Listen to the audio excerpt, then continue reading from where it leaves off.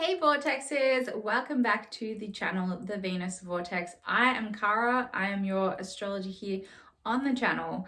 And if you haven't already subscribed and liked this video, make sure that you do, so that way you can become an honorary Vortexer as well. But today we're discussing the lunar eclipse in Taurus that happened on the 28th of October, 2023.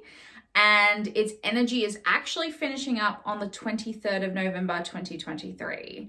Now, it has some continuing energy that will actually flow into the lunar eclipse that's happening in Libra at the 5 degree, and that is happening on the 25th of March 2024. So all the opening energies that I'll be discussing today, you'll see those start to activate during that lunar eclipse. So that's what happens in partial lunar eclipses and hybrid lunar eclipses. We had a hybrid eclipse earlier this year on the 20th of April in Aries, but the actual moon was still placed in Taurus, which is one of the reasons why this energy has a flow in and flow out and flow on effect that normally wouldn't occur.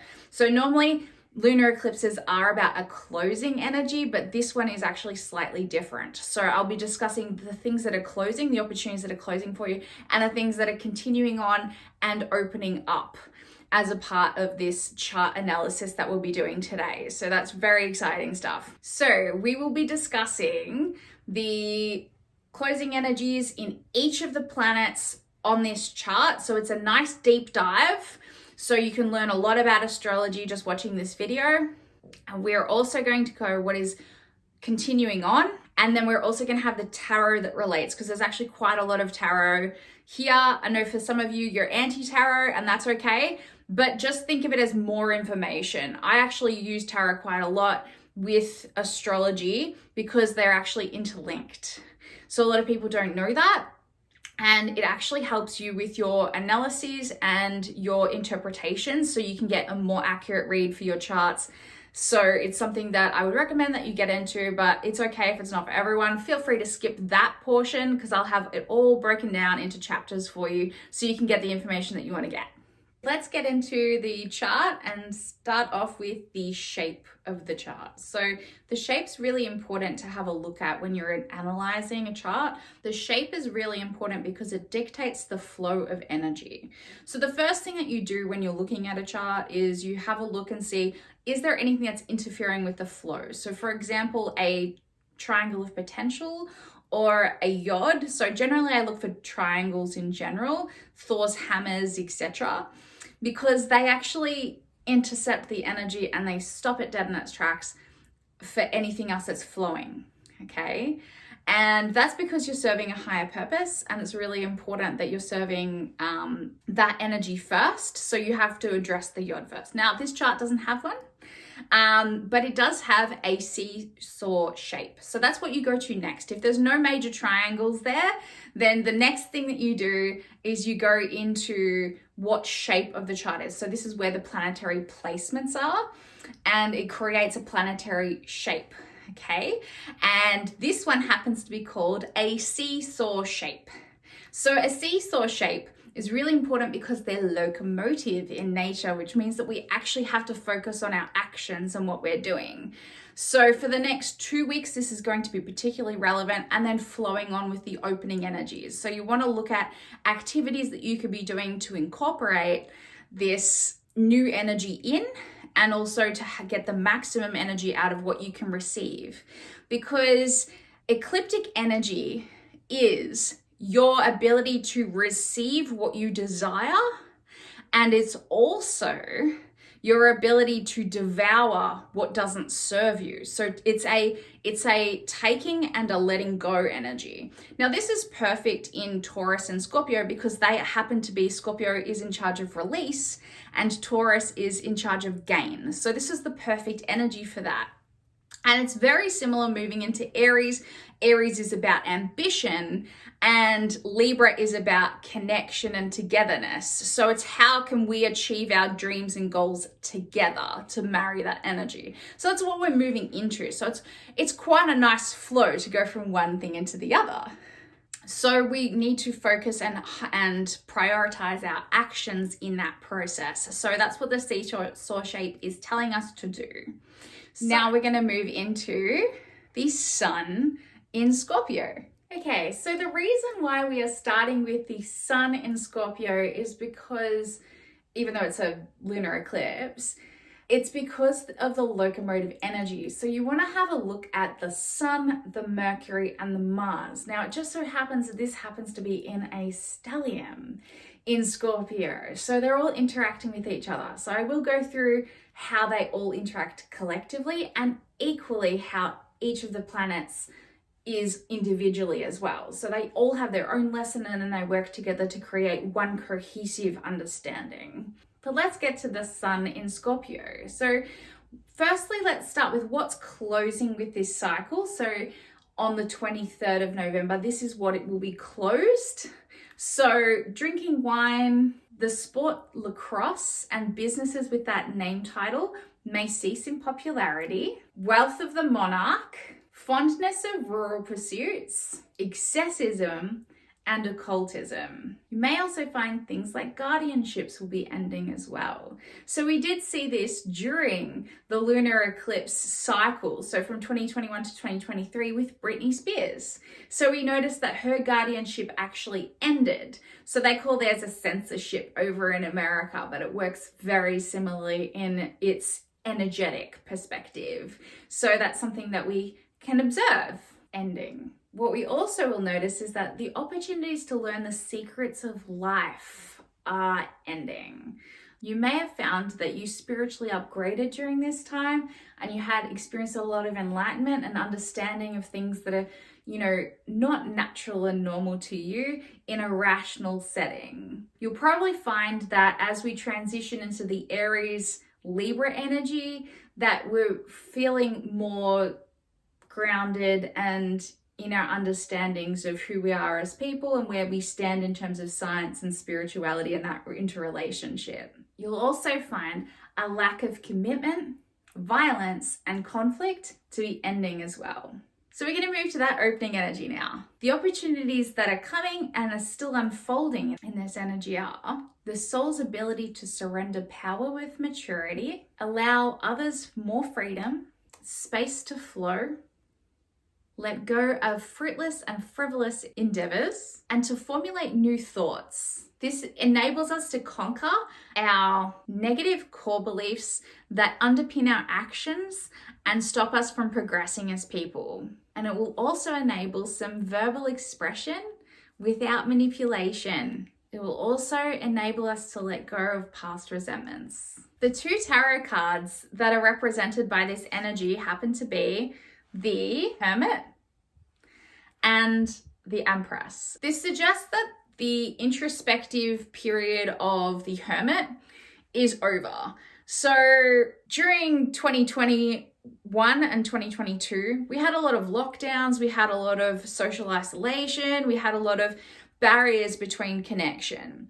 So this gave us some opportunity to go and think back about what we value, who we are as people. So it suggests that this is actually a time to come back together with people. But because we're transitioning into the Aries and Libra relationship, we're moving into intimate relationships. So we're moving from the collective and fitting in with the collective to finding out who you are and attracting the one. This suggests that the work that still needs to be done is in your soul. So you need to be doing soulful activities. So look at where your lot of spirit is and the star sign that rules, and that will tell you what your soul is and the soulful activities that you could be doing each day that could help you to get in touch with who you are. That will be more favorable for the energy that is coming. This also suggests a clearing out and decluttering of your space, especially anywhere where you practice spirituality. So reorganizing your home space and your bedroom are particularly emphasized here. So your bedroom is a space where you should feel sanctuary and safety and security. If you're not feeling those things, then it's time to declutter and clear out, reorganize so everything has a nice, even and steady flow to it. That's what this energy is asking you to do. And that ties in really well with this Empress energy. That's the second card, okay? So that goes with your Venus energy. So it's things that you love and enjoy and indulgence and all those sorts of things. Venus energy suggests fertility. So it does encourage sex and sexual practices that are loving. So lots of lovemaking sessions will be something that'll be moving in to that new energy, and that's what's going to be continuing on. But it's also getting budgeting sorted and organized. It's a reorganization of those things. It's also making sure that you're spending your money in things that actually fulfill your soul and fulfill your spiritual mission. Make sure that you're facilitating your best opportunities to be the person that you want to be in this transit. So this is the last final call for that. And then next year we'll be progressing into that in a lot more detail. So you'll find that that's heavily emphasized. Where you spend your money is going to be incredibly important in building a future that you want to live. Now moving on to the mercurial energy. So it's really important that when we're having a look at a locomotive chart, that you have a look at these planets in this order as well. So the Mercury is the second point. So the sun represents the enlightenment of the information that you need in a locomotive chart. So the sun's really important. So it goes through the soul and then the soul's expression, which is the sun, and it's also part of the brain. So when we look at it in terms of psychological phenomena, so a locomotive is about your brain function and thoughts and the actions that it leads to. So it flows generally in sun and Mercury collectively. So that makes the two parts of the brain, the conscious and the thinking, ruminative, habitual part of the brain. And then you go into the actions, which is what you choose to take, and the emotion, which is the moon part, which we'll get to shortly. Because this is an stellium, we'll read the stellium first, interpret that, and then move into the moon energy. But collectively, that creates the thoughts, feelings that lead to action. So it's those energies coming together, which lines in pretty well with psychology and its way of thinking, which is cognitive behavioral therapy or cognitive behavioral thinking. So it's that progression of the, thought that leads to the feeling, that leads to the action, is kind of how that flows through. This part leads to getting the monkey off your shoulder. So that means you're seeking a vengeance, your hard-heartedness, strong passions, energetic nature, and a love of guns. Shoulder training is particularly advantageous during this cycle.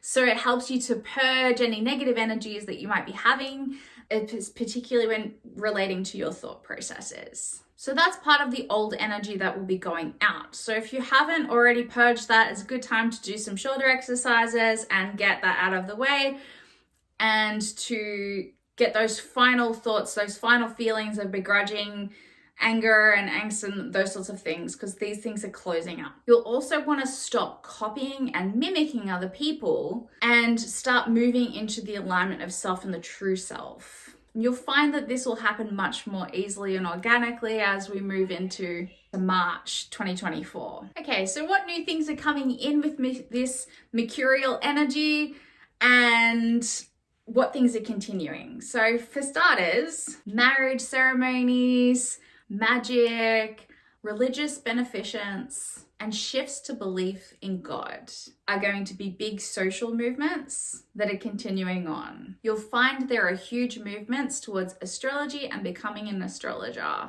This is due to the Acrux being involved in this transit. So there are 3 stars in this constellation that actually make up the Jesus cross. So the Jesus cross actually goes like this. It's a 3-way cross. So it's actually incorrect to wear a 4-way cross like this. That's closer to the symbolism of the Antichrist, which often has a circle around the top part or the whole of the circle, okay?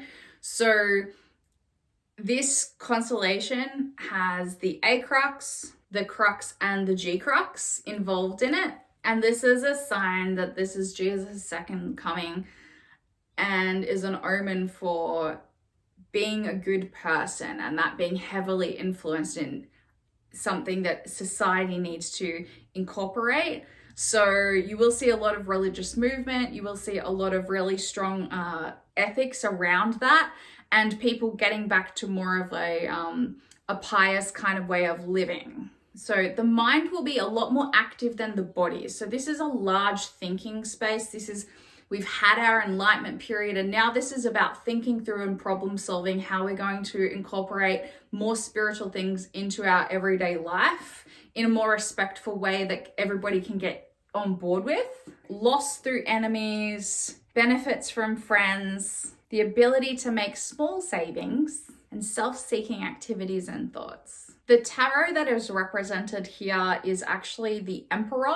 So the Emperor card relates to your ambition and your ability to lead. So this suggests that you're going to have new thoughts that lead to new action. It also suggests that you're coming into a new way of thinking about your role in leadership positions. And Scorpio energy suggests that you should take a seat backwards and observe more. So I'll get more into that with the stellium interpretation, but the Emperor emphasizes that energy specifically. The Emperor energy also encourages you to take more of an investigative approach to life. Moving on to the Mars in Scorpio energy, it actually doesn't have any closing energies to it. So it's one of the only one that doesn't, and that's because it's part of the locomotive chart. So because of the shape, it suggests that the actions need to keep going. So all of the activities that I suggest throughout this video are things that should be continuing on, because that'll help to continue this energy through all the way to March, where you'll see the shift. So Mars in Scorpio happens to be at 11 degrees and 22 minutes, which is actually an indicator of twin flames. So we see this heavily emphasized on the chart anyway, particularly with the vertex at 0 degrees in Libra. But we'll get to the vertex later. So this particular number progression in twin flames suggests that you're spending time with your false twin flame. So anyone that you have a love interest with at the moment is not the right person for you. So they're the person that you're being intimate with, and they're also the person that you're spending time with and doing activities with. So the important thing to know is that this is a learning curve, because it gives you an insight into the inner psyche of your actual twin flame. So for those of you who don't have one, don't worry about this. This can just be, think of it as insight into the kind of relationship that you want to live, okay? So you'll be getting information about that. But for twin flame specifically, as this energy is very heavily highlighted in twin flame energy, is that you need to notice those activities that you desire to do with the wrong person, because they're the things that you should be doing with the right person. And they will have lessons and moments that you can have later on and feel more comfortable in with somebody that you actually care about. So you may notice there's this kind of somber nature to everything that you're experiencing because you wish it was with the right person. But doing those activities will help you to feel more comfortable with the concept of love and to be more open to it when you meet your twin flame, or if you've already met your twin flame, think of it as practice. So sex and spirituality for the next 2 years is heavily influential, and you'll see that heavily change. So there'll be more lovemaking and tantric sex in the future. And you'll see that becoming more popularized in media and people talking about it, and there being more of a sexual movement, even potentially in pornography, and the popularity of those particular styles of sex. So this energy of Mars in Scorpio at this particular degree point can give you a somber nature, penetrative mind, of heavy influence and calculated manipulation, artistic desires such as playing the lute, or anything from the Renaissance period. So we may find a resurgence in popularity for those things in museums, or people talking about those particular styles of art and the philosophies that are around those. So ideas that come from those particular time periods. So the Renaissance period will see a resurgence in popularity and people talking about it and the art. And we already saw a little bit of that with Da Vinci having a lot of his works being transported during lockdowns and intermittently over the last couple of years, and Michelangelo. So those are both from that particular time period. Desert sports such as sandboarding, rally racing, dune surfing, camel riding, and sandcastles will also become really popular